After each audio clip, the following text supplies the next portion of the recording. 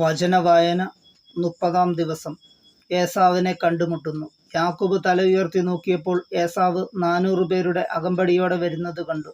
ഉടനെ യാക്കോബ് മക്കളെ വേർതിരിച്ച് ലേയയുടെയും റാഹേലിന്റെയും 2 പരിചാരികമാരുടെയും അടുക്കലായി നിർത്തി. അവൻ പരിചാരികമാരെയും അവരുടെ മക്കളെയും മുൻപിലും ലേയായെ മക്കളെയും അതിന് പിറകിലും റാഹേലിനെയും ജോസഫിനെയും ഏറ്റവും പിറകിലും നിർത്തി.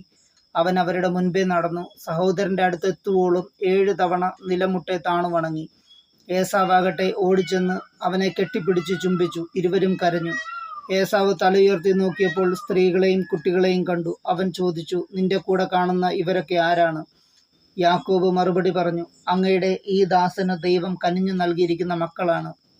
അപ്പോൾ പരിചാരികമാരും അവരുടെ മക്കളും അടുത്തു ചെന്ന് ഏസാവിനെ വണങ്ങി. തുടർന്ന് ലേയയും അവളുടെ മക്കളും അതിനുശേഷം ജോസഫും റാഹേലും അടുത്തു ചെന്ന് താണു വണങ്ങി. ഏസാവ് ചോദിച്ചു, ഞാൻ വഴിയിൽ കണ്ട പറ്റങ്ങൾ കൊണ്ട് നീ എന്താണ് ഉദ്ദേശിക്കുന്നത്?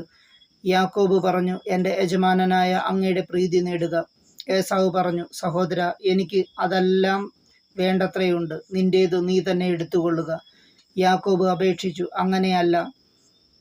അങ്ങ് എന്നിൽ സംപ്രീതനാണെങ്കിൽ എൻ്റെ കയ്യിൽ നിന്ന് ഈ സമ്മാനം സ്വീകരിക്കുക. കാരണം ദൈവത്തിൻ്റെ മുഖം കണ്ടാലെന്ന പോലെയാണ് ഞാൻ അങ്ങയുടെ മുഖം കണ്ടത്. അത്രയ്ക്ക് ദയയോടെയാണ് അങ്ങ് എന്നെ സ്വീകരിച്ചത്.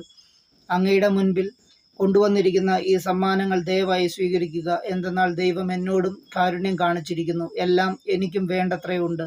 അവൻ നിർബന്ധിച്ചപ്പോൾ ഏസാവ് അത് സ്വീകരിച്ചു. ഏസാവ് പറഞ്ഞു, നമുക്ക് യാത്ര തുടരാം. ഞാൻ നിന്റെ മുൻപേ നടക്കാം. യാക്കോബ് പറഞ്ഞു, അങ്ങേക്കറിയാമല്ലോ മക്കളൊക്കെ ക്ഷീണിച്ചിരിക്കുകയാണെന്ന്. കറവയുള്ള ആടുമാടുകൾ എൻ്റെ കൂടെയുണ്ട്. ഒരു ദിവസത്തേക്കാണെങ്കിലും കൂടുതലായി ഓടിച്ചാൽ അവ ചത്തുപോകും. അതുകൊണ്ട് അങ്ങ് മുൻപേ പോയാലും കുഞ്ഞുങ്ങളുടെയും കന്നുകാലികളുടെയും നടപ്പിനൊത്ത് ഞാൻ പതുക്കെ വന്ന് സെയ്റയിൽ അങ്ങയുടെ അടുത്തെത്തിക്കൊള്ളാം. എൻ്റെ ആൾക്കാരിൽ കുറെ പേർ ഞാൻ നിന്റെ കൂടെ നിർത്തട്ടെ? ഏസാവ് ചോദിച്ചു. യാക്കോബ് മറുപടി പറഞ്ഞു, എന്തിന്? എനിക്ക് അങ്ങയുടെ പ്രീതി മാത്രം മതി. അതുകൊണ്ട് ഏസാവ് അന്ന് തന്നെ സെയ്റിലേക്ക് തിരികെ പോയി. യാക്കോബ് ആവട്ടെ സുക്കോത്തിലേക്ക് പോയി അവിടെ വീട് പണിതു.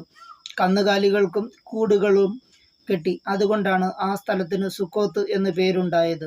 യാക്കോബ് പാദാൻ ആരാമിൽ നിന്നുള്ള യാത്ര തുടർന്നു. കാനാൻ ദേശത്തുള്ള ഷെക്കേം പട്ടണത്തിൽ സുരക്ഷിതനായി എത്തിച്ചേർന്നു. അവിടെ നഗരത്തിനടുത്ത് കൂടാരം അടിച്ചു.